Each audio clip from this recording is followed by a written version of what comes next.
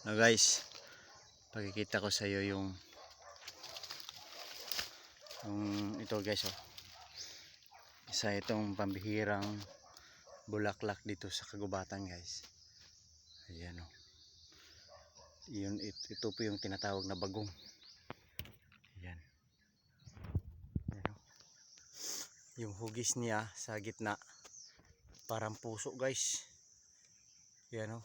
Kitang kita na siya nga flowers guys, kasi nakakorona siya, may circle na siya sa corona guys. Ayan, oh. Pag lumaki ito guys, para siyang damo. Lumaki ito siya, pero sa simula guys ang ganda. Ayan, oh. Napakaganda niya guys, tingnan. Ayan. Ayan. Natural lang siya guys, hindi ito tinanim guys. Lumalabas lang ito pag ganitong area guys, limestone tsaka sa kagubatan guys. Ayan. Yung iba kinakain nito guys, bagong ang tawag dito, pero pang starting niya guys ang ganda. Pero pag lumaki siya, may mga katawan niya parang isang gabi.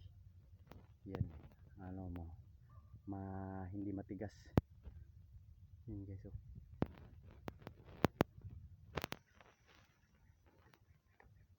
Ang ganda guys, namulaklak na siya guys.